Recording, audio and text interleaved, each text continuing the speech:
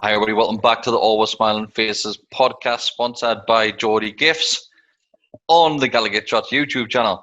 We're doing things a little bit different tonight, so we're back with how we used to do things. So you've had a match reaction, and now it's time for your question and answer. So we haven't done a live video this week, not yet, but we thought that we'll go back to our roots. So once again, I'm joined by Mr. Mark Walker, Dagger Petrie, and Mr. Stephen Best. He's all right? Brilliant. Super duper. Was that really professional? Was Mark's more professional than mine? Oh, obviously. So shall we just dive straight in with the questions? Let's do it. We've had quite a lot sent in today, so it's There's loads. So we're busy.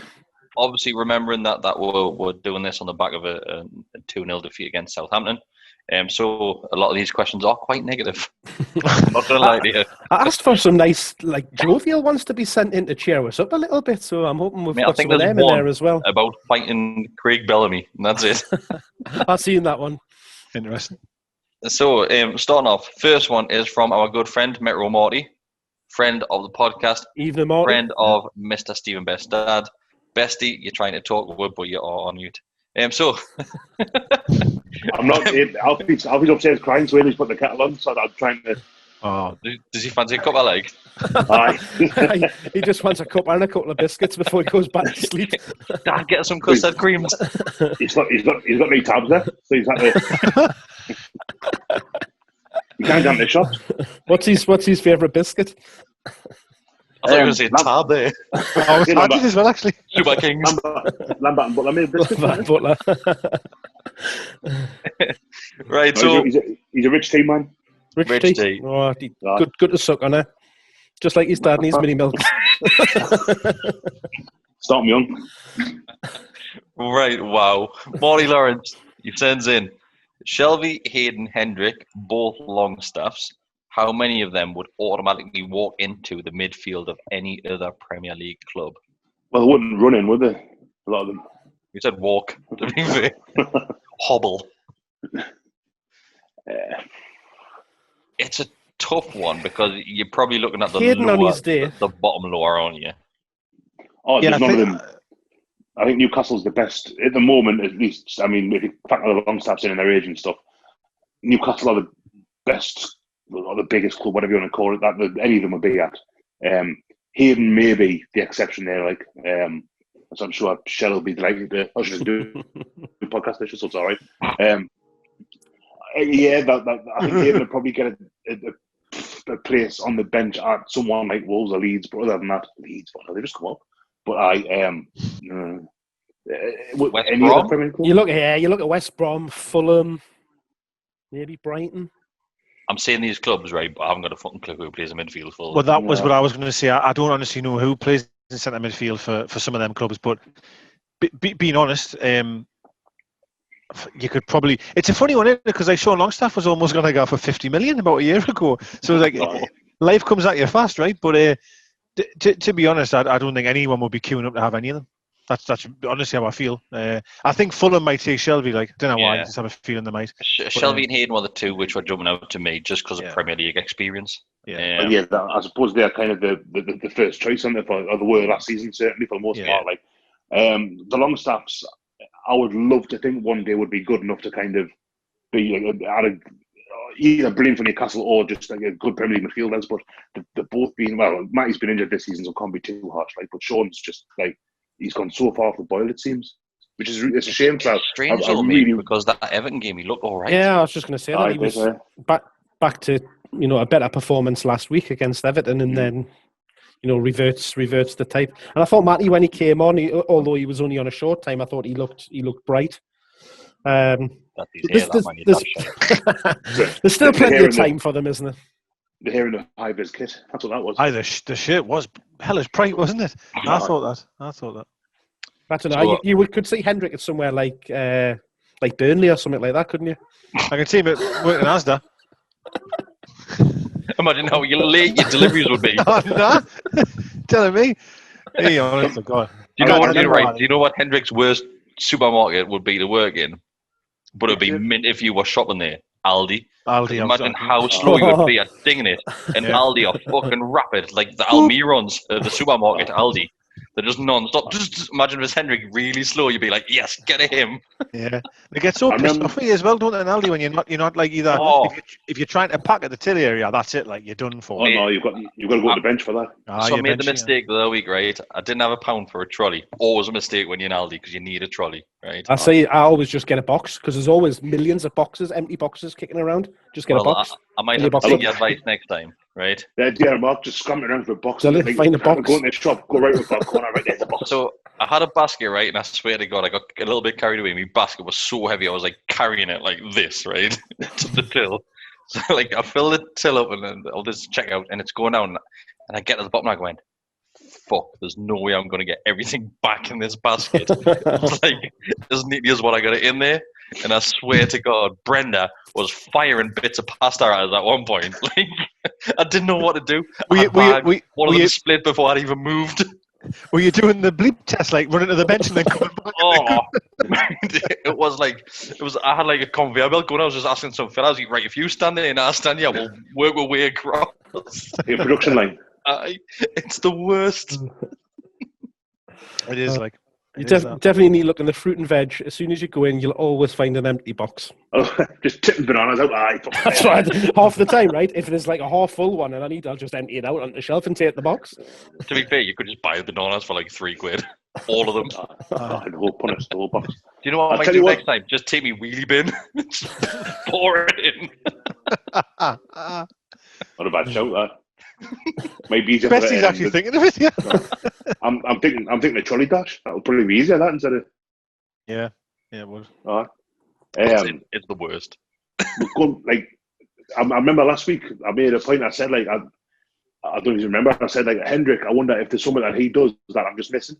You know how you get players that do that, especially in centre midfield. They get players that'll kind of contribute a load, but don't necessarily get the credit for it because it kind of goes on. You know, the nature of the job. Similar what you do with Hayden. Yeah, I suppose I think that Chiota was an example of it, and N'Golo Kante for the start with Leicester.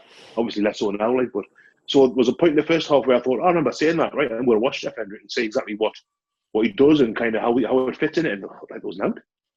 There's just nothing like there was no little secret runs or kind of like taking a man away, which is not. Maybe it's how the team plays. I don't know, but and I think didn't offer anything. When we signed him, we thought, he's going to be like quite a steady, versatile player that we can use him and stuff like that. But I'm yet to see anything. Nah, nothing at all. That goal by West Ham. Or his debut, yeah. But like, I didn't honestly think we'd buy him to score goals. Like so, you know, take that one out of the equation. Yes, it was a great goal, but I'm not expecting him to be doing that every week. It seems to be the basics. Like if you think of a centre midfielder, he's not quick at all. He can't beat a man. He doesn't even look for the ball. He doesn't actually even show for the ball. I've never seen him play a long pass once. I've never seen him pass a ball over 10 yards. Honestly, I haven't. And I've never seen him make a tackle. So I don't know what he does. I cannot work it out. It's almost like a man down. Honestly, that's how I feel. Imagine if we'd paid 12 million for him. He'd be having a heart attack, wouldn't he? Well, we didn't even touch on Murphy's performance, did we? But we'll not bother. Next question, Chris. Next question. I'll find one about Murphy soon, mate. Right, let's have a look. So, next one is from another friend of the podcast, Lee Forster. Also a regular on Extra Time. Made a few appearances. He must have sent a few in because he starts this one with last one. So there must be a few before this. He puts in, let's say Wilson is out till January. We don't think he is, but let's say if he is. If you had to pick one forward to start at Chelsea out of the following options, who would you go for? Dwight Gale, Joe Lennon, Andy Carroll, Adam Armstrong, and Ivan Toney. Bearing in mind, Toney and Armstrong don't. Well, two of them don't even play for. We can choose them. I get his point. Is he saying we should go and buy them in January to play them? I get his point. Or is he saying we shouldn't have sold them in the first place? If I'm picking somebody, I don't think Dwight Gale's going to be fit to start. But if he was, I'd probably pick Dwight Gale. I don't want to see Andy Carroll anywhere near a start lineup with Newcastle United anytime soon. Joe Lennon, he had that decent header. Obviously, the other two don't play forward, so we're not picking them. I'm not sure about you, but I'd probably go Gale if he's fit. Yeah, You've got to, yeah. that would be my choice of the ones that play for Gale. He's just got that. He's more of that, Decker's gonna go natural, Joe, yeah. natural striker, isn't he? Decker's going to shock everyone and go Joe. Well, yeah, I probably am because I'm only judging here that I believe Gale's not fit. Does that make sense? If Gale was on the bench on Friday, I probably would go with Gale because I was. Yeah. Me worry again is just how isolated the striker is all the time for us, and it worries us like maybe Gale does have that little bit of pace to get in behind if we do lump it long. Because if Joe Linton plays on Saturday or whenever the time comes, the pelters already that's going to happen. So you already know what social media is going to be like after that game because it's going to be a shocker. We're already playing against a very good side away from home, and he's going to be isolated for the full game. And he's not going to touch a ball like. Well, you look at Wilson. Wilson had and I'm not knocking Wilson. I'm not. So please, I'm not. But Wilson had 9 touches in that first half against Southampton. If that had been Joe Linton, I can't even imagine what social media would have been like. 10 out of 10, Callum Wilson. Yeah. But I'd probably go if Gale was fully fit. Yes, but I'm going to say Joe. Okay. I'm going to say Joe. No, makes sense. So we'll just follow what Lee's been saying. We'll work back over with Lee's questions. It says not NUFC related, so don't know if you'll discuss. Well, we're going to, mate. I'd rather. To be honest with you. What's the best pair of boots you've ever owned? Oh, nice. I'm talking football boots here, bro. Not your Dr. Martens. Not your kingy boots, bestie, that you wear on the weekends. None of them ones, mate. Or the Rockport you had at school. I had feeler. To choose. Did you? Aye. What schools? Jack, I bet you had slide-ons, like pro slip-on shoes at school. No. Smoking jacket. It like depends really on what shiny shoes. Bet you he was that kid. No. When you say school, what year do you mean? Senior year or primary or? I don't want to know about your flashy LA lights in primary school. No, because we're not talking about when you were at nursery and your plinthos. No, but I had kickers secondary school, mate. Like year 9 onwards. I had kickers for a bit, then I got something else. I had pods for a bit. Pods, yeah. Pods. I bet you had a pair of Wallabies, bestie. Back in the 90s. I've never had a pair of Wallabies. What? They were Taylor's thing, man. Back in the 90s, they were all the rage. Pair of Wallabies. What's funny though about what Chris has said about having slip-ons or shiny ones, I had pods and kickers, and then I remember I had a pair. I had Ben Shermans. I had a pair of Ben Shermans that were proper lush, but they were shiny. Like I'll give you. Told that, you. So. You would. No, yeah, I had. You were right now. I had my best mate. My best mate had a pair of pods, like proper clunky. But this is like 1996. Yeah. So I got a pair of feelers that were like really similar because they were cheaper. But they were massive. They were did you go to the Brunswick warehouse? You know what it is? I might have done. I can't remember. Warehouse. Is that still a thing? I don't think it's there anymore, is it? It's a bathroom place now. Is it? But I used to get away there on your feet. But pods though, I used to score screamers in the yard with them. Just toe punt, just best. Unbelievable. I was like, Tony Yeboah. It was just unreal. Like I think I'm sure I had one year where I had a pair of Wallabies, and those aren't good for football, like because of fly. Fly off your feet. Couldn't tie them. They were too soft and suede, weren't they? The laces, like the end of the laces were like that long, so you couldn't even tie a knot in them. Aye. Well, dead comfy though. I'm thinking I went before me feeling like pod things. I was Sambas. Quality trainer. Sambas. Can I remember, right? I might be completely wrong here, but did Gareth Southgate release a pair of shoes which are called Bull Boys? Bull Boys? Bull Boy boots is what you need. Get the power on your feet or some bullshit like that. Well, you remember an awful lot, so you're probably right, Chris, to be fair. Yeah, I can't remember. I honestly can't remember that. I'm sure it was Gareth Southgate. I'm Googling it now. He didn't promote the boots after Euro 96 by any chance, did he? I also remember was Brian Robson, was Patrick. Patrick, yeah. Patrick and Maita and Umbro, they were the big boots back in the... Is it really? So Bull Boys shoes, Gareth Southgate, 1996. Wow. I can't remember that at all. Okay.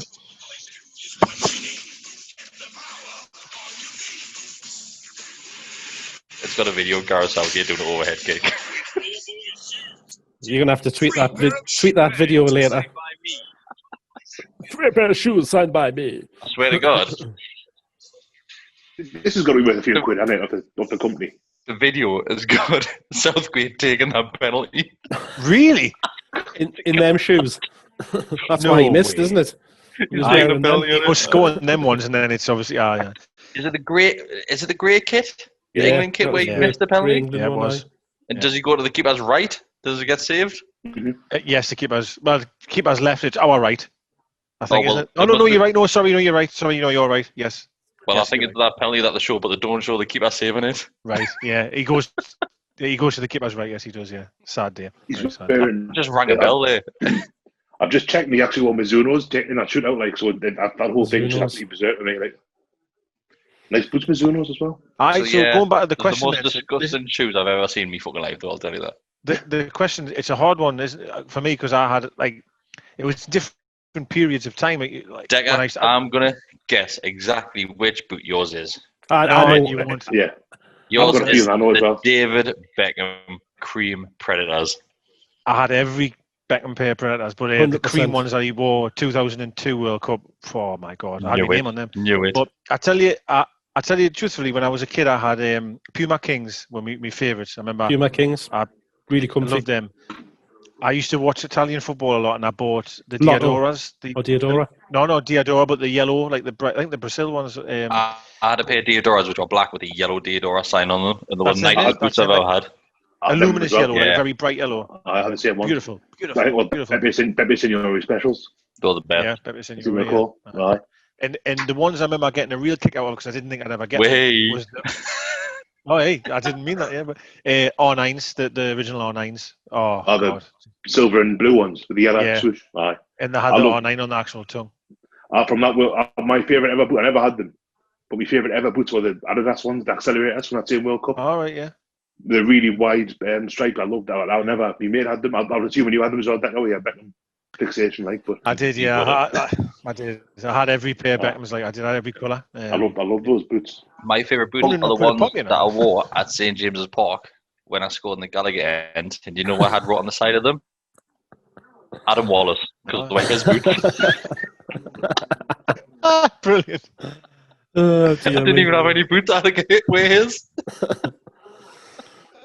Brilliant. Adidas Copper Mondial for me. They were the boys. Like, Yeah, they're nice boots. Yeah. but So, I had Puma Kings as well. like you mentioned a few of the ones which we did. So you mentioned like the Puma Kings. He also mentions the Nike Tiempo ones. The originals, white with the yeah, black with the white soles. swoosh. Yeah. I had the Cantona ones, the flip tongue with the white, just plain white Nike sign. Beautiful, beautiful. Do Lovely, all boots still have it where they've got the strap on the tongue to tie under your boot, or they just not have tongues anymore? Nah, they don't have tongues tongues, now. do They're like slippers, aren't they? They don't have laces for the most part. Because Beckham's all of his Preds, you're right. You used to put the tongue down, and then these Like, hook it on there. yeah, that's right. Yeah, like on your studs to keep the tongue down, but they never seem to have tongues anymore. It's just- No, I always remember because Beardsy wore Puma Kings. Yeah. That's why I had them. I remember being in, I was in Northumberland Street, I think it was First Sport downstairs where they had the football stuff. That's and there was right. a pair of cream and black Puma King. This is like 94, 95 maybe. Maybe it's a little bit later on, and they were absolutely, the leather was like, you could blow on the leather and it would Kangaroo so soft. skin. Aye, and I never got them. What? I always, even now, I think like I'd love those boots. I don't even play. Do you know what boots I really wish I had again? I bought the cheaper versions because I remember I had too many boots. I wouldn't let us get any more. Is the actual Shearer Umbro ones that was signed, on the tongue, Shearer, the Alan Shearer signature, not like the fake one we've seen today on eBay, the signature, the real one. But I could only, if my dad was only buys the other one, so they're the same boot, they just didn't have Shearer signature on. I think we could do a full podcast just on boots, like the we were just talking about that one. We haven't even mentioned the original Predator. Game changer. Yeah, I didn't have the original ones. I had the second ones. Predators I remember amazing boots. Have any of you still got your football boots? I've got a pair. Like I think I've still got Adams. Honestly, I all the remember boots I've mentioned there, I threw them all out. All the boots we just talked about, they had every Predator. The Predators go for a fortune. I know. Now. And I threw I them all remember- away. I've only ever worn proper Predators once. I was playing for the school, just like a Friday, like a five-a-side thing after school one afternoon. And I wore a pair of Predators and scored a hat-trick of headers. Where we wear the boots? On his head. On his ears. He said, "That's what No, got like it's- this." I was always shite in the air as well, like, so I don't know what it was like. But Must be that extra spring in your step. Right, next question. We'll keep up with the positivity on this one. Callum Lewis sends in the festive bake from Greg's and the double a Big Mac new celebration ice cream from McDonald's. I'm guessing he's asking us to choose which one you'd rather have. I'm guessing. That was What was the second one, three sorry? things there, wasn't it? So Double yeah, Big Mac. sorry. So you've got the festive bake from Greg's, you've got the double Big Mac from McDonald's, and the new celebration ice cream from McDonald's. Oh wow! I didn't know they were doing it. Just telling us like how much he loves them, or if he wants us to choose one of them. I didn't know they were doing a celebration McFlurry. That sounds quite good. That has it got like a mixture of the chocolates in it? Food for a little while. So a festive bake. Festive is bake. the Oh, best. Unbelievable. yeah. I remember when I worked. Has anybody for, had one yet? Not yet. Not this year. When I worked for City Link, which was God knows how many years ago, probably about 8 years ago. Nah, it's not that long, is it? I worked there. Yeah, when bus Actually, when no, Nunham was probably. first Yeah, born. probably will Yeah, be. when won't bus it? when Nunham's first Bloody hell. born. So I got the message off the union on Christmas Eve saying, "Oh, by the way, you don't have a job to come back to." Cheers, mate. Cheers. I remember when I was working in Hexham on my delivery round, and one Christmas I made a tally chart in my van on the visor, and it just said festive bakes. And every time I bought a festive bake, I like just put a tally on it. And I swear to God, like I almost hit treble figures. Like Jesus. I was getting like 3 at a time every day. They are unreal, aren't they? I think that's he's right there though about having 3 a day because they're so fast to eat, aren't they? Though that's the problem. You have a couple of bites and they're just gone. Like they are absolutely very incredible. moorish. We're going to see FedEx Inhale. Winter on Wednesday, so I'm going to get one then. I think because they're out now, aren't they? So Yeah. I went past Greg's today and I was going to get one, but I thought, oh no, I'll wait. Remember a few I think a years ago? special occasion. Remember a few years ago? That was this time of year because it was FedEx Window was a thing where they put the Greg sign on backwards, so Yes, everyone's so photos the were went out. reflection. Unbelievable! Marketing It genius. was. It really was. Good shout that. That I'm was not well a- remembered, that Bessie. I'm not a fan of a Big Mac. Like, controversial opinion, What? but I'm not a big fan of a Big Mac. I prefer it's- quarter pounder with cheese. I like a Big Mac, and I always if I get McDonald's, I get a Big Mac without fail. But I never, very very rarely when I sit and think, God, I could murder a Big Mac. It just I agree happens with to be what I get. Can I make a confession here? I've never had a Big Mac. Have you not? Never had a Big Mac. When I go to What's this? McDonald's, I normally get 20 chicken nuggets minimum and God. a double cheeseburger on the side. Because you You need do- to get a side when you, You go do to know you're McDonald's. not you do know you're not like a child anymore. You're allowed to get an adult meal these days. No, 20 chicken nuggets is amazing. Chicken I used to do nuggets. that. Yeah, I used to get two. I used to get 2 double cheeseburgers, and then I used to like get rid of some of the bread and make it a massive one, and then I'd get 20 chicken nuggets, just like that. Yeah. What sauce do you have with your chicken nuggets? Curry, sweet curry. Curry, good shout, Love the sweet curry McDonald's sauce. Yep. Have Good I shout, yeah. told you my chicken nugget story before? Oh, yeah, So we go. About to. Yeah, we everyone's go. got a chicken nugget Everybody- story. Oh, God, Get yourself Charge comfortable. you, it's a long one. Like I was one Sunday, What about the just after story? my mum died. Just after my mum died. Like not immediately, like a few weeks after. Fucking hell. Way to bring the podcast down. Hey, no, I thought you had the fucking catering stuff, just bringing chicken nuggets in. Amy was Sunday morning. Amy went to work and work and eating healthy at a time. So she goes up and get a healthy lunch, get yourself to the gym and that, like, and I'll be back like 4 or 5 o'clock and we'll have a dinner. It'll be nice. So in my head was when the Grand Big Mac was out a couple of years ago. So I thought, right, she said all this and bless her, I love her. I thought, right, I'm not doing that. I'm getting a Big Mac. I'm getting a Grand Big Mac. So it gets to like lunchtime. I'm going right. In the car, I go. The drive-through with Simon's side. Grand Big Mac. Fancy some nugs? I'll get 6 nugs. I'll get 20. So Grand Big Mac meal, Coke, fries, 20 nuggets, please. Last hand, I pays up. The last hand is the bag. Away I go, and I think, oh, well, yeah, everything will be in there. I thought, oh, I don't think my nuggets are in there. So I looked in. Big Mac's there, the fries are there, loads of serviettes. Oh, fuck. So they've got those 2 bays at the end. We wait. Pulls in, couldn't see them, so I walks back down the drive-through bit, but the wrong way. So, I thought, so you walked back up the driveway to the window. So I drove walks down there because I'm thinking, oh well, she's just forgotten they'll be there waiting for us. So I comes back and says, oh, maybe nuggets weren't in there, but she goes, oh, what? You had your nuggets? I said, yeah. So I'm stood there waiting while the cook was 20 more nuggets. There's cars who can't go past because I'm stood in the way, like, basically. Gets me 20 nuggets. Who's driving this hairy car? Somebody move that Mini. I goes back to the car, goes into the bag. I thought I'll put these nuggets down the bottom so I can get them. So lifts the thing, of course, there's 20 nuggets in there already. And so I've got 40 nuggets in the Grand Big Mac, yeah. So I've got like about 55 dips. So I goes back home. I thought, right, it's still like early for lunch. It's like 11:30, 12 o'clock. It's quite early. I'll be all right here. So I get back. My sofa's got quite wide like arms on it. So I lays everything out, sits in my spot, puts a box on, and I'm sitting watching indoor athletics. What, like, 60-meter sprint, but I'm just gorging on like nugget, bit of Big Mac, fries, contraband nuggets. Coke Zero. You couldn't have full fat with 40 nuggets, could you? I'm trying to look after myself, so I'm putting this stuff away, and it's all right. So great, this. And I finish this off, puts all the stuff in the bin, like down the bottom, so you can't see. And about an hour and a half later, she rings us, goes, "Oh, I've got a flyer from work. Do you want to go to the lakeside for a carvery?" I'm like, "Oh, what?" So did you eat all 40 nuggets? Sorry. I had a lot. Jesus. And the Grand Big Mac. And a carvery by the sounds of it. And the carvery. So she goes, "Do you want to go to the lakeside?" I'm like, "Well, I don't, under no circumstances, but I can't let on. So I will go to the lakeside."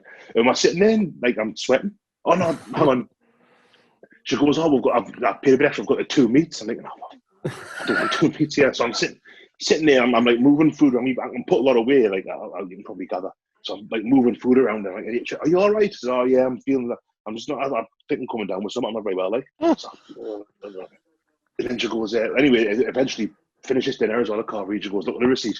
It's got plus dessert in biro on the top."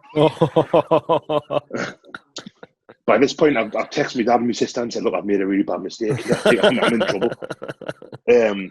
So I've this dessert. And I've got. I'm looking down the menu and there's like super duper chocolate cheesecake and all this carry on. And I saw little bit of apple crumble caramel, and I thought, "Oh, that'll be nice. Bit of apple, nice and light. A little swizz of caramel on the side, and some like a dog with vanilla." It comes and the caramel's like that thick on top of this pie. Too. Amy, you finished that. Like, I've not really got a sweet tooth anyway, so Amy, you finished that. And she goes, "What's happened?" I says, "Right, I come clean." Right? And we just got a Nissan on lease not so long since. We had a Duke for a couple of years. You didn't eat that as well, did you? Couldn't get in it. Couldn't fit. I was going to say there's no way to get that. So Amy's gone, "Are you going to be sick in the car? Are you going to be sick in the car?" And I'm like, "Stupid, I'm not going to be sick in the car." I'm thinking, I'm going to be sick in the car, yeah. So we drives back from the lakeside, like down 194, down along Beadburn Road, Avenue in Jarrow, which this road's like the longest. It's the longest road in the world. And you can only do it. You've got to be on 30. You've got to do it in 30 as well, like 30 miles an hour. So it's like it feels like it should be quicker, but it's not. And it just takes ages. It yawns out in front of you. And I gets back, and it was, like I said, early February. February time was up again, like I said, bad time of year and all that. So she goes, "Oh, I'm going to we've got these things for the car, those shields, stop the cars from frosting up." She goes, "Right, I thought this is my chance." Goes to the toilet, and woof, yeah, but so much of it came out. And you know what the worst thing is? It tasted delicious coming out as well. It's never happened before. Wow. I could taste. I was getting mint sauce. I was getting lamb. I was getting. This is phenomenal. It was the tastiest white I've ever done. That's my chicken nugget story. I'm pretty sure you've told me that before. I'm pretty sure when we went on that 3-hour walk from one of the piers to the other pier, I'm pretty sure you told me that story then as well. I might have. I'm surprised it hasn't come up yet. I've been doing this, a year and a half now. Great story. That doesn't get me too keen on it. Like, yeah, I don't know how the story started with just after my mum died. That's what, like, you knocked us like for 6 at me. I don't know where that came from. I'm not too sure either. Actually, just for frame of reference, it was like February 28th. Your mind like works in mysterious ways, mate. Like, you remember the tiniest little details. What, like when my mum died? Sorry, mate. No, just everything after that. Oh, just stop now while you're ahead. I know. Is there any more questions sat there laughing. Chris? Like, I'm sat there laughing, and like it's on the back of him starting a story with just after my mum died. I'm crying. Like, sorry, mate. It's an emotional subject. Right. So Sean Saunders sends in, how bad do you think we'd have to get before Ashley would sack Bruce? He left it far too long with McLaren. Do you think he's learned from that? I'll answer that with one question. No. One answer, not a question. No. Dagger really looked like you were wearing armbands when he came on there really quickly. I thought you were wearing armbands. Oh, yeah. I've been for 40 chicken nuggets. I couldn't resist. Sorry, I had to go. Dear me. No, I cannot see him reacting anytime soon, unfortunately, because we're still scraping by, aren't we? So yeah, no, he'll not until even if they went down. I've got a feeling to stick with him. Oh God, I'm not sure if you heard the question there, Decker. I think I know what it is. Is actually going to pull the trigger type of thing. Yeah. Basically, do you think he's learned from his lessons and not sacking McLaren fast enough? It's a good question. It's a good question. You would like to think he has. Funny enough, very quickly, I did look at the fixtures moving forward, and we've got obviously Chelsea, and there was a couple of games coming up that I thought, if we don't get any points here in the next 3 or 4, we've then got a really, really bad run comes up when we've got like City and Liverpool and all sorts. Part of us thinks that if we didn't win a game now until Christmas, I think he might pull the trigger. I think he might, but we'll look out and we will get the odd draw here or there, which will probably. I think what people haven't realised, mate, and it's quite worrying, is that normally we have a pretty poor start this season, and it's because the teams that we're playing, we haven't had the greatest start to the season, and we've had quite a decent start in regards to the teams that we've played so far. The tough test lies over the next month, 2 months, because we've got some of. Nah, I think we've got a run of easy games coming up. It's not until we get to Christmas, really. It's like Christmas, isn't it? Christmas is where it hits. There's a period where we'll play West Brom and Fulham almost back to back. Yeah. Which obviously are huge games. Villa, West Brom, and Fulham. We'll play three weeks. It's just so weird. There was. Villa are looking good as well, though, mate. It's I do want to talk about them. It's just when they won 3-0 against Arsenal on Sunday. Or sorry, whatever. It was Sunday night, wasn't it? I think. Yeah. And I was thinking, then them got promoted after us. You know what I mean? And then you think of, we will never in my lifetime probably beat Arsenal 3-0 at the Emirates. Like we just won't. Them have just rocked up in their back garden and absolutely humped them. And we just couldn't do that, could we? We just couldn't do that, and that's really sad to say, isn't it? Really sad to think that. They've only really made one signing as well, haven't they? But it just shows you what bringing in a bit of quality into the middle of the park gives you, especially alongside what they've already got there. I don't think it's just that. I think it's mentality as well from the team. And what we've heard this season is basically the mentality is at an all-time low with a lot of the players as well. You've seen them coming out and basically criticising them. Well, not necessarily the manager directly, but the performances and how things are going. So I'm not really sure. Have I got an echo? Yeah, you've just got one. I think it's going from Bestie. What's he saying? Yeah, Bestie is gone. Yours is gone. Can't hear you.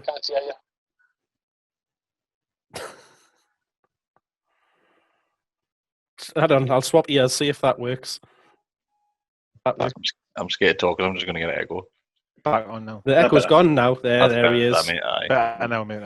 Back with me. Barry's wearing my headphones out, so I'm trying to juggle them at the same time.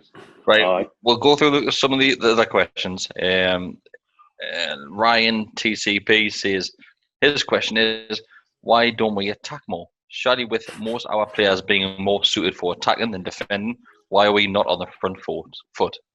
I think it comes to what you've just said, Chris, about the mentality at the minute. The mentality is the opposition can hurt us in these ways, so let's soak up the pressure and be hard to beat. Whereas to go back to the point we've just said about Villa, I reckon Villa's players and Villa's mentality is, how can we hurt Arsenal? Mm-hmm. You know, and I don't think we look at that. I don't think as a team we'll look at how we can hurt the opposition. It's always just, it almost feels like it's damage limitation. Every single time I hear Bruce speak, well, these are a good side, and these do this well, and these do that well. You wouldn't hear Keegan talking like that. And that sounds ridiculous. That sounds ridiculous to say, because I know we're going way back. But what I mean is, like, that forward thinking process of, like, you know, no, we can do this to the opposition. We've got players that can hurt them.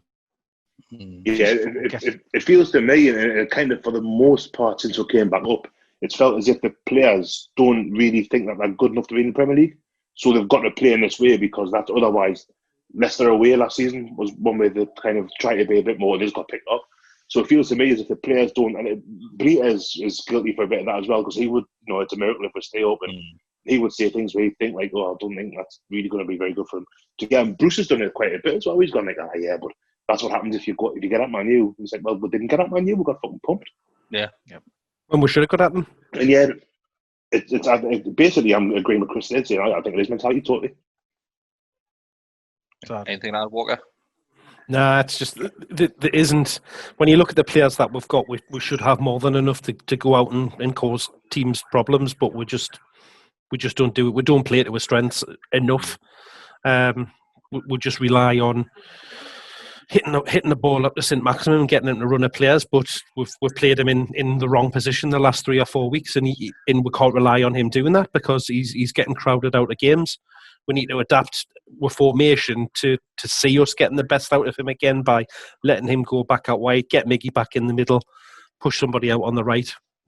We've got the players to be able to do it. We just need to get them on the pitch and get them working together. Here we go again. So another one sent in, and this one's from Badger Doom. He says, is Bruce aware that you're allowed to change tactics mid-game? You're actually allowed to start a game with tactics. Does he know that? No, it's a great point, because again, how many times have we seen it where we're really struggling in a game and he'll be standing next to Agnew talking for what feels like an eternity. I don't see anything change on the field. I don't see any changes.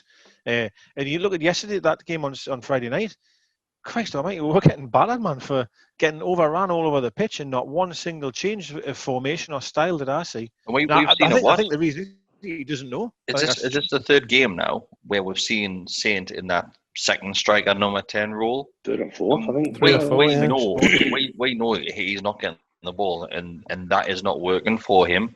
So why are we not saying, even mid-game, even when we're a goal down to Southampton, just go, right, Miggy, swap with Saint, see what happens. Yep. But it's not just that. It's all over the pitch. It's from the back to the top. It's something's not right, and Bruce doesn't know how to fix it. He doesn't know how to start it. And it's, I don't know. It's so frustrating to watch that. We're sitting here, the four of us, and we know that we've got the quality there in that team in regards to attacking players, and he's just not using them to the full ability, and it's so annoying. A better manager or coach could get more out of this team. There's no doubt about it. As you just said there, you see him standing on the touchline with Agnew and they just talk to each other. You never see them giving instruction or trying to adapt the shape or give the fight. It's always just push up, drop in, come back. Like it's schoolboy stuff that you know when you see your kids getting like parents on the touchline shouting at them. They're not talking about tactics or trying to organise the shape of the team or to get things to change. They're just shouting words of encouragement. That's not good enough at this level. It's something that was said about him when we got him, or when we were talking about getting him, when he was at Sunderland, that he would buy players and just not know how to use them. So he'd have players. I remember Sunderland had, from Juventus, they got Emmanuel Giaccherini, and he was always, I thought he was a really good player. But Bruce never used him properly, and he did nothing at Sunderland at all. And that's something that he's got previous for that. I've seen people talking to Villa fans. Bessie, you've gone again. Yeah, earphones have gone. First, they will not blame Steve Bruce for it. Gone. Oh, you're back. Gone. You're back, but it's basically what he was basically saying is that they will not blame Bruce. Yeah, they'll blame anyone but because he's a mate and he's a nice lad, and it kind of feels like we don't need what Mark Lawrenson said. at the weekend. You know, it just feels as though people are happy. People in the press are in the game, in the industry, whatever you want to call it, are happy to overlook his really apparent, abundantly clear shortcomings, because he's a good egg. Mm-hmm. And that's it. Like, you know, it kind of adds. Newcastle fans are too demanding. It's the same old. We've had this. I mean, since I was a kid, since I started going to Newcastle fans, they expect too much. They've got that deluded. That obviously that's the one that keeps on coming up. And no different. Newcastle fans are no different to, I don't know, Villa fans, West Ham fans, Sunderland fans. I want to see their team try. I want to see their team do well. Well, West Ham's a great point, because West Ham fans seem to get applauded for having them thoughts. Yeah. The West Ham fans won't put up with this. Why? What do you mean? They won't put up with it? But then we're meant to just have to sit in a corner and just. You should be happy just to be here. You've had it from every other club apart from Newcastle, where the pundits have came out. Man United, we saw that not so long ago. Arsenal recently as well. We've had that, saying they deserve better than what they're receiving right now. I'll tell you something. What's quite a weird one this time around, right? Just a little bit weird. Is we're actually saying the players are all right. We actually for once think we're team's not that actually that bad. Normally it's Ashley's not spending money. This time, we all know it's Ashley's fault, of course. But this time we actually believe we've got a decent team there, but we've got someone who just hasn't got a clue how to use that team. It was the same under McLaren, though, wasn't it? Exactly the same situation under McLaren. I remember. Chris, when me, you, and Adam went down to Manchester last summer for that Sky Bet thing. Bruce had just been appointed, hadn't he? Yes, not so long before that. That was the day we signed Carroll. That was transfer window day. Yeah, August. And Gary Neville saying, we kind of raised the point to Gary Neville that Steve Bruce wasn't good enough. And Gary Neville goes, yeah, but he's a standard manager you've had all the time. Benitez was a blip. As if to say, like, yeah, but you're just Newcastle. What do you want? Exactly. Yeah. And that's the attitude that you see from a lot of the press. Not all of them, isn't it? Where you've got like Jake Humphrey. Is it Jake Humphrey or Dan Walker? I was getting confused. Humphrey it'll be. Yeah.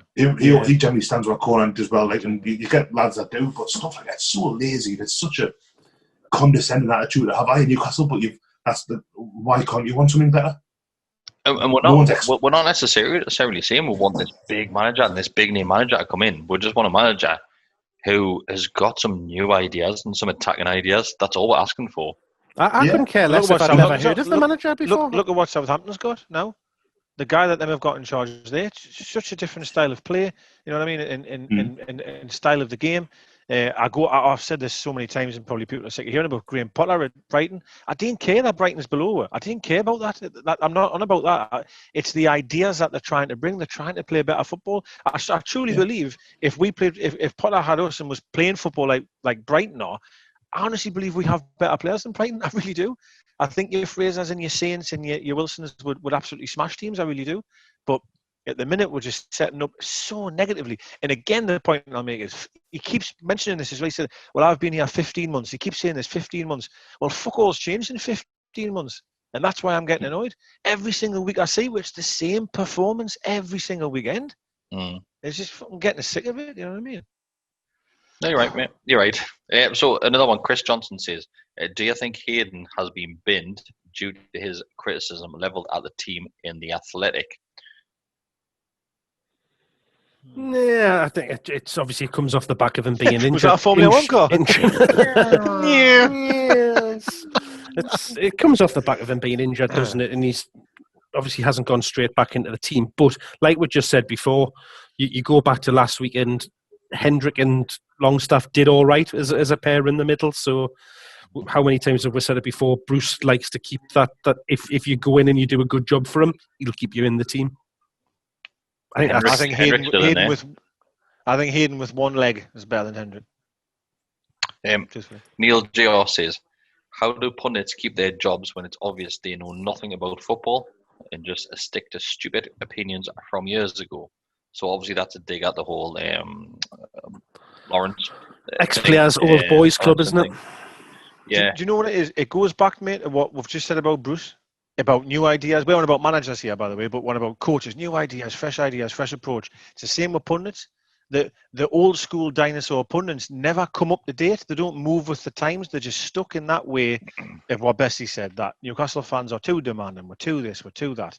It's the same bullshit. And to be honest, I think I opened a massive can of worms when that video got shared from mine, and I had that Dan Walker, who's presenter of, was it Match of the Day was on? It was Football Focus, wasn't it? Was it? It was one of them. Then obviously he took a bite saying that he's clearly basically taking the piss, which he wasn't at all. Then obviously Jake Humphrey jumps on the back of that as well, and my phone went ballistic that day, and it was, I think Gary Logan got involved at one point as well. Yeah. She said she's a Newcastle fan, isn't she? No, but she said she wasn't Newcastle offended. fan, not offended. Yeah, and I was saying I'm not offended by it. It's just you've got to realise that his opinion's wrong, and you've got to call him out on it. Yeah, it's because people. It's like a dog whistle. Like people react like people who like the abuse that you get on Twitter all the time from fans of various clubs or whatever. And that to them they go, "Oh yeah, Lawrenson's right. What he said, it's on telly, so it's true." It's like it's one of those things where like it kind of people seem to think that it vindicates what they've said. Their preconceptions about Newcastle fans is damaging. It really is, and it's something that we've been kind of, as I say, been accused of since as long as I've been going to games. As long as I can remember, kind of talking to Newcastle fans are they expect the world. They think they're better than they are, and we know what shit. And I mean, what Lawrenson said technically isn't wrong. That I do want to win the Champions League. I don't think it's going to happen. Mate, if you were a fan of South Shields, you'd want them to win the Champions League. Exactly. Who's it's a realistic expectation. You want it to happen. Southend are bottom of League 2 at the minute. They want to win the Champions League. It's not going to happen. The same as not going to happen for us. But what's wrong with having ambition? But I think the thing that pissed us off was the fact he said, "Well, they're never happy." That's what he said, didn't he? That's what annoyed me. Something along those lines it was, because I think he's a bit personally. I think it's a bit tongue in cheek the winning the Champions League. I think that was just like a.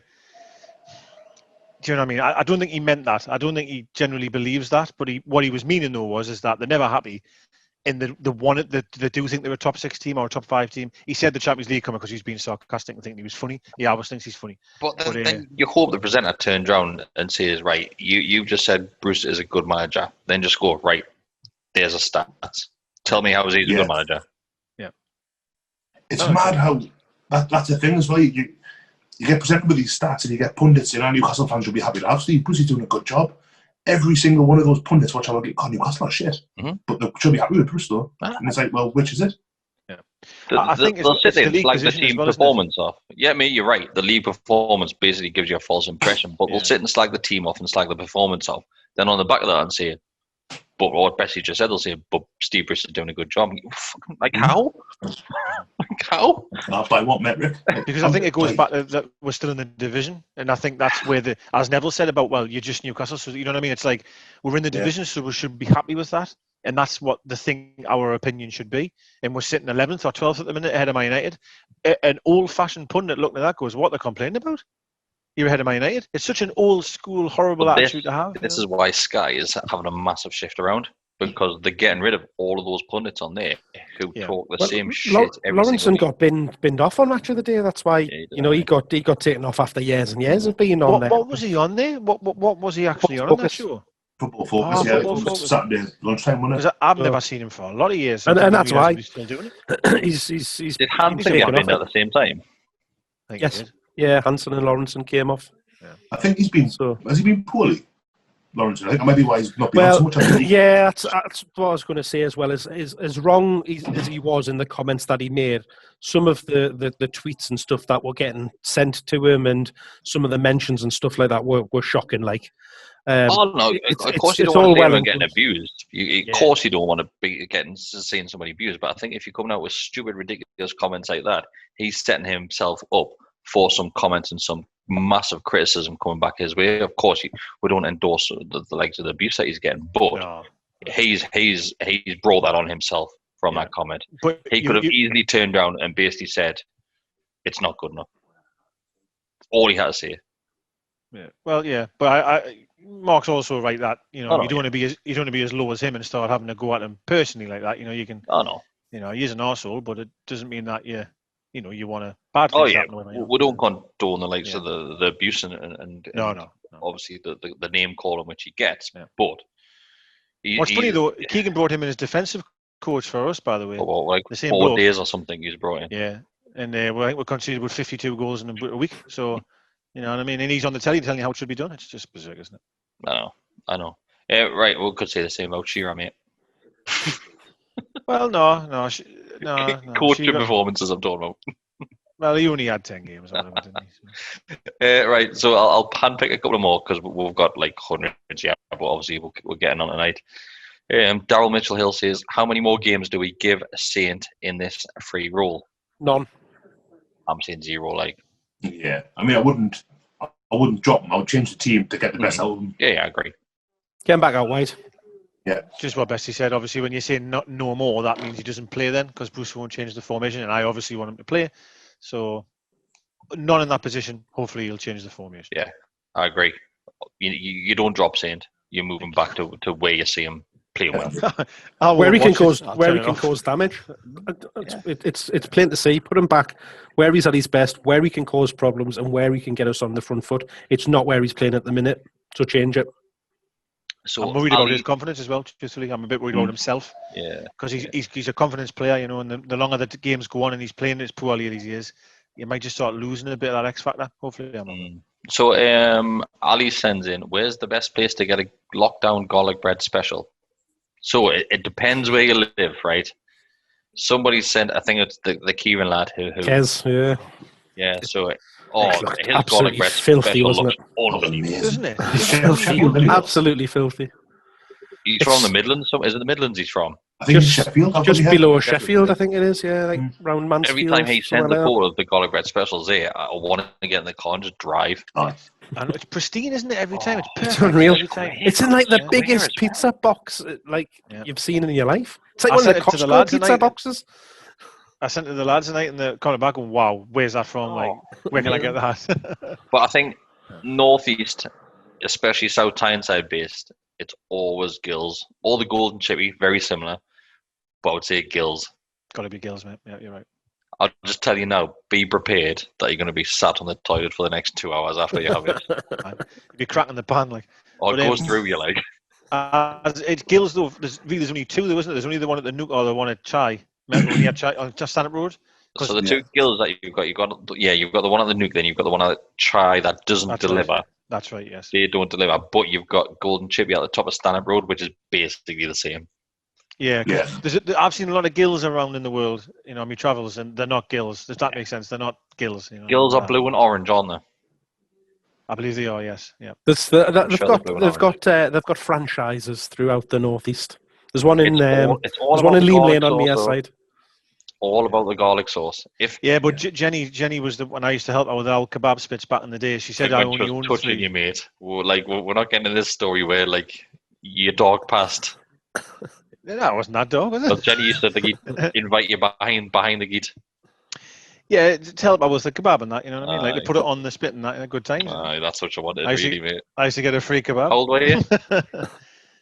14, something like that. 13, 14. Something dodgy going on there, mate. I was probably wearing this top, to be fair, probably the same. Just look like this, without a bit of stubble. So, yeah, girls, do you know what?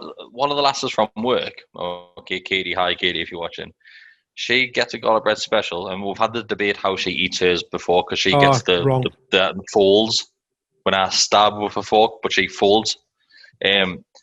I'm pretty sure the garlic bread special that she gets, it's basically split half in half. So you get your base, so your cheesy garlic bread. Half of it's filled with kebab meat and half of it's filled with chips. But then they give you the pot of garlic, and I'm like, no, this should just be a fucking mess in front of me right now. Yeah.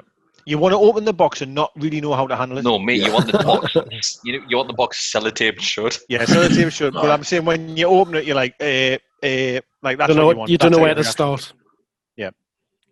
How would they agree that you should be eating it? Because I'm sure one of you said you fold as well. I don't stab it with a fork like you, like. How do you eat them off? I probably do fold, to be fair. Like, take like a pizza slice. Nah, you need a fork. You do. Well, if it's proper piled up, you've got to start on the top and get some toppings. What happens if you're sharing, Chris? It's too big. I often get a big one. Well, you don't share. You don't share. No, I don't get that close to me, mate. What I normally do is would normally go in hands on and just lift it out onto the plate Like 2 lots there, and then obviously get a fork. Do you know what I mean? I wouldn't sit with the box and share the box with them. You know what I mean? I would just open the box and I go, there's your fork, there's my fork, that's my half, that's your half, and I'd find the best bit of garlic on his side. Then I'd steal. Yeah, it's like the South Tyneside version of Lady and the Tramp with a garlic bread special. But the most awkward thing is when you stab it, like some of the lengths of the kebab meat is ridiculous. Like you stab it and like it's like a fucking clown sleeve with a handkerchief. So you get like this garlic. I love it when you just all the way down. It's the greatest, man. It's the greatest. I want a garlic bread special now. Yeah, I like one as well. Starving. It's even best when you have to shave your teeth the next day. Like, your palate, you know, the top of your mouth. Dear me. You can feel it, can't you? Oh, mate, you can taste it for a good 36 hours after you eat it. Like, but with gills, though, you're right. I get this I wouldn't say it's like a stomach pain, but it's like you know that I'm fucking had stomach here, like every meal. Lads, you aren't selling this to me. Like what you're telling is that it's full of fat and lard, gives you indigestion, and gives you the shits. That doesn't sound like a good garlic bread special to me. It's fucking fantastic. It's worth the heart attack, I tell you. Oh, it is. But you feel fat as fuck for about 3 days afterwards. Yeah, you do. You really do. Unless you're bestie, like, you can have a 40 nuggets after that. And a carve. And a Nissan Juke. Oh, dear me. Right, let's find one more. Actually, we'll go with Shell. Shell sent one in. She says, thought on Fabian Schär's rant. Has Bruce lost the dressing room? When I first started listening to the, deflated, didn't he? Yeah, like when I first started listening to it, it didn't. I wasn't quite sure it was him. I thought somebody had kind of like dubbed over it because he was like the way that he was kind of like mumbling and down in his voice and stuff. But he was very honest, wasn't he? Just very, very straight to the point that it just simply wasn't good enough, and effectively that people weren't listening to instructions. I think he said. Yeah, he did. Something that it was, yeah. Everybody played shit or something along those lines. I mean, I would have loved to be a fly on the wall in the dressing room because I would imagine some of the players must have really been having a go. Mate, I honestly think, and you'd hope it was the case. I'll put the tweet out after this. I honestly think that something is gone on in that dressing room, and you would hope something would have, because it was shocking. And I know we'll always go back to this, but when you had players like Barton, Nolan, Taylor, those sort of players, they wouldn't let that performance just go unmentioned in their dressing room. And who right now is that person kicking off in the dressing room? Is it Lascelles, because he's to blame for some of it? That's what's hard, isn't it? I agree there, because I think Lascelles would be, but when he's part of the problem in a sense in the performance, it's hard for him. He can't really stand up there unless he stands up and obviously says, "Listen, I was shit, but so was everybody else." Do you know what I mean? But it does feel Schär's reaction does to me seem as if after that game they've had a real dressing down as players. I'm not saying Bruce has give them a dressing down. I mean together. I think Wilson would be the type of person who wouldn't mind having to go with someone. Wilson would just easily say to someone, "Fuck that." You know what I mean? You'd probably say Richie if Richie was in that team. If he was there. 100%. Yeah. Fernandez as well for me. I don't think the long staff's would at all, personally. Hendrick obviously probably wouldn't. He's only just arrived. Lewis wouldn't, I don't think. Murphy's not going to say anything to anyone. Darlow possibly. I don't know, because Murphy's a fan at the end of the day, isn't he? He supports Newcastle, so he's does he put his heart on the line? We'll just said the Longstaffs wouldn't. Do you see Murphy going in that dressing room and going, pull your finger out? You wouldn't have thought so. It doesn't come across as being the kind of like the forthright kind of right. He has what they put people in that place. Ironically, it was Southampton away when Lascelles did it to start with, wasn't it? When he got the captain's on. Good point. I was about to say that. Yeah. Is that when Yamat hit the wall? Was that Southampton? Do you think that's part of what Chris has just touched on it actually? But we've named a few players there who I believe wouldn't go in the dressing room and kick off.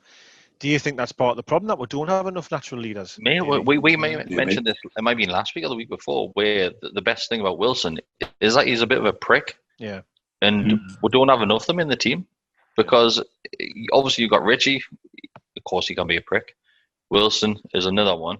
Even going back to the likes of Tim Krul, he could be a massive knobhead.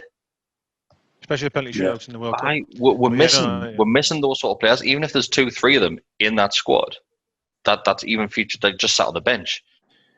If you have that sort of performance, what you saw against Southampton, at least you would hope that somebody's going to get a bollocking in the dressing room that isn't from the manager. Because I don't think Bruce will give them a bollocking either, if I'm being honest. He looked very unhappy on his post-match, Bruce. He looked really furious, I thought, which was good to see, because normally he comes out and gives you the same old jargon. I think he's just counting down the days now, though, mate, if I'm being honest with you. Yeah, I think he knows his days are numbered and he's just counting down the days. He's had a bit of a chip on his shoulder for a few weeks, hasn't he, about the sort of the fans' reaction to social media and stuff. He seems to have this little bit of a chip that everyone's against him. Does that make sense? I think you can see it on him a bit more now than ever, that he knows that actually everyone's against us here. If he thinks they're against them now, imagine what it was like if the crowds could actually be in the stadium when we're playing. Yeah. It would be toxic, that, you know. I do get the impression from Bruce, though, I mean, he was Man United captain when they started really winning stuff. I think he's more than capable of taking the paint off the walls, like if need be. I think he is, mate, but do you not think he's scared in case he does actually lose that dressing room, which won't end well for him? I don't know. It's one of those ones where I think you've got players who've got different temperaments, different expectations. We've made the comparison between like John Joe Shelby, when Bruce turned up, all of a sudden was dead happy because he could just turn up, play football and train, and he wasn't getting the my kind of perception, what I thought was he wasn't having to kind of sit and be dead studious about the team he was going to come up against. He would go out and play football. Yeah, wasn't getting micromanaged. Yeah, whereas now it feels as if he's kind of Bruce is not one of the lads as such. I think he's a proper kind of gaffer type of figure, but I think he's a bit old school. When you look at how Keegan used to set training up and stuff like that, and when you talk to the players that played then, they'll tell you about how they just turn up and play head tennis and five-a-side, and that'd be it, because they knew how good they were. I don't think Bruce, and I may be completely wrong on this, but Bruce just doesn't seem as though he's got that kind of. He's the kind of manager who would sit you down and say, right, here's where you've got to be like a yard this way on this place. We'll go through it again, and you've got to watch him. He'll do that. I think he just tells them to go and play football, which I think for someone like Shelby or someone like, God, I don't want to say the word basic, but you know what I mean? Someone who's just wants to turn up and play football, so fine. Someone like Fabian Schär, who's had a bit of a career, he's been away, he's a Swiss international, Swiss captain, I think, at times. He doesn't want that. He's thinking, like, well, this isn't what I signed up for, you know? Yeah. Maybe that's wrong. That might be a load of shit, but it's my perception of it. Like I said last week, and I'll say it again, it's also a lot to do with the staff that he carries as well. Yeah. That he's carried the same staff from club to club to club, and he's lost his job at club to club to club, but he still brings the same guys. And I cannot understand as a manager how you wouldn't think, Joe, is I've been in the game for 40 years, but the game has moved on. So I'll bring in a coach that's got, Guardiola got Arteta in, for example. I think I used that reference the other week. Just someone with some new ideas with a new approach. It doesn't always have to be the manager that has all the ideas, because often it's the coaches that run the training sessions anyway. So I think you'd feel too threatened by them, though, wouldn't he? But you're fucked. To me, it feels like we're back to the days where we had your Steve Stones and your Carvers of the world behind the scenes. And it feels I'm just slagging people off for the sake of it, but I just feel that we just haven't got anyone on the coaching staff or within the club that is forward thinking with good new ideas and fresh ideas. And as the bestie's point, I think sometimes it's a little bit of an easy ride for some players that he's a good player, just go through the motions and train and he'll play. And Shelby made that point almost immediately when Bruce came. It's actually nice because training's been a bit easier. What he means by easier is just go through the motions, play a few long balls and have a few free kicks. Guy in. It's not drilled. It's not drilled the way it probably should be at this level. No, can you hear us? Because I've had. Sorry, I just shut up because I was going on and on, so I just shut up. No, my headset went off. I've done a bestie. My headset went off, so I couldn't really hear you. I think we should wrap it up now. I think we've covered quite a bit, to be completely honest with you. Quite a few topics that we've gone through there. So unless you've got anything to add, then let's call it a night. No, just I'm going to go and see 12, mate. 10 at midnight. 10 to 12. I'm going to have my dinner now. I've got my tea now, believe it or not. But you haven't got a special. Putting in the hours for these watchers and listeners. Bringing you content. She's made us mince and dumplings. Oh, that's my favourite. That's lovely. Yeah. I love. But you're not going to like what I want to do with it. So. Oh, you're not. Oh no, man! Come on. I'm not actually going to put tomato sauce on. Yeah, brown sauce. Shout! Brown sauce and mint works best. Oh, yeah, I was surprised. I thought I was going to get more abuse. Brown sauce and mint works. I'll give you that. It's really nice, isn't it? It's lovely. So I'll send you a photo, lads, when it's ready. Corned beef hash is the only thing you can have brown sauce on. What? Corned beef hash. What's corned beef hash? What? You don't know what corned beef hash is? Is out of a It's tin. lush. Corned beef hash. It's Corned lovely beef corned hash is the greatest thing in the world. I've probably Corned- had it, but it might be corned called beef something is the different. worst. What is corned beef Oh, then? come off it. No, corned beef and it's like sliced potatoes and onions and gravy. Oh, it's lovely. Is that, Oh, that's rank. It's not rank. what's this something called? It begins with a P. It's potatoes and stuff, sausages and stuff. What's that called? Panaggledy. Panaggledy. Why is it called that? Panaggledy. Panaggledy? Why is it called that? That's Why? a shit name, right? That is Why? shit. It's just what it's called. Sausages called sausages. It just did, yeah. Yeah, but wanna surely you can get on board with a sausage is a sausage, but what the fuck is that? I've got two questions for you, right? Just because Mark's mentioned sauce here, right? So breakfast sandwich, right? So a bacon sandwich. What are you having on it? Red or brown? Ketchup. 90% of the time red, the occasional brown. Well, you just said you don't have brown sauce on anything apart from your bullshit. No, I meant like on a Thing. proper hot meal. All right, okay. What you laughing at best there? This is your bullshit fucking hash thing. I'm telling you.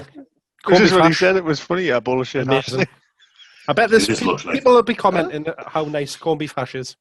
Right, okay. A sausage sandwich. Tomato sauce, 100%.